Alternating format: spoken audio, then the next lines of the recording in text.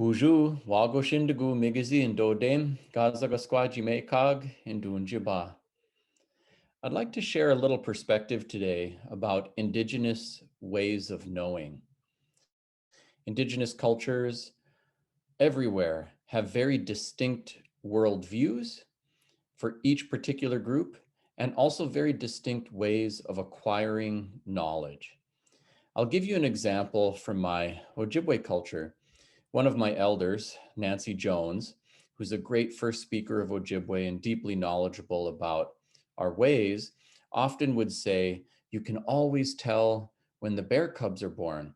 It happens in the wintertime, sometime between mid-January and the end of February. And during this big 6-week long window, you can tell the very day that they're born because the weather warms up and there's a fog.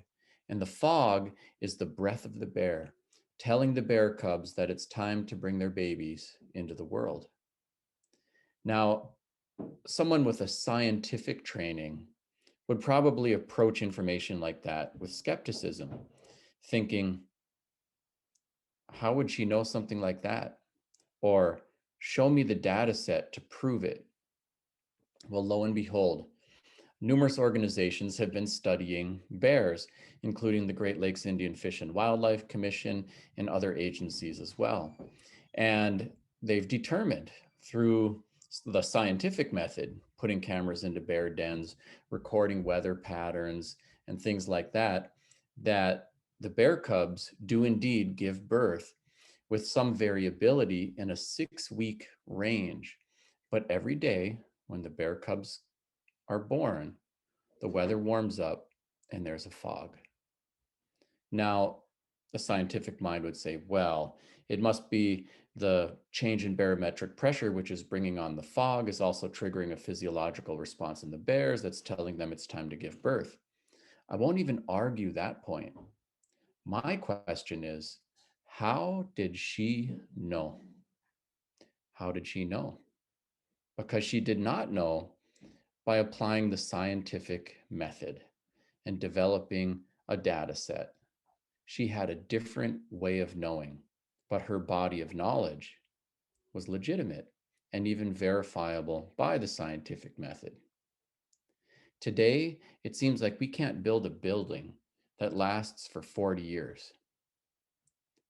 But down in the American Southwest, at Chaco Canyon, Canyon de Chelly, and many other places, there are buildings that were built as old as long ago as 4,000 years that are still largely standing. And some of them are remarkable feats of human engineering. In fact, the longest continually inhabited buildings in all of the United States are at Hopi. People have been living in the same buildings in some places there longer than America has been a country, since before contact with Europeans. It's incredible. And there are some places where, for example, there's an obelisk, and only on the first day of the summer solstice, 2 miles away, the sun will shine through a port key that people have constructed and illuminate that obelisk. So think about the tools used to build that.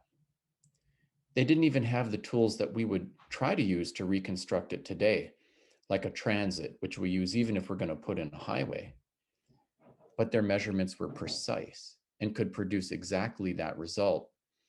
They designed it, engineered it, and constructed it, and didn't even have the wheel or any slave labor to do the job. Different bodies of knowledge and different ways of knowing. So there's a lot at stake as we think about this. In the modern world, a lot of countries and a lot of the science is run through Western ways of knowing. In fact, we're still steeped in colonial traditions. And one of the dimensions of the colonial paradigm is to employ violence to get people to do what you want them to do. Of course, that way of solving problems creates a whole host of problems of its own. Why would we think that all of the problems created by the colonial way of solving problems can be solved by the colonial way of solving problems? Well, of course, they can't.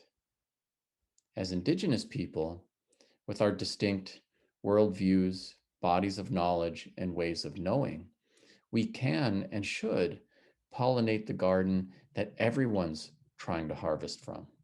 We have a gift for the rest of the world. But even more important than that, we have these distinct bodies of knowledge and ways of knowing, which are gifts to ourselves. And this diversity of human thought and this diversity of human tools for solving problems and making the world a better place really do need to be kept alive and have great value. Thanks for watching today. Miigwech. Thanks for watching today. I'm Anton Treuer. Let's keep in touch. I'm active on social media, and my website has lots of information on my books, speaking engagements, free Ojibwe language resources, resources for teachers, and more. Miigwech.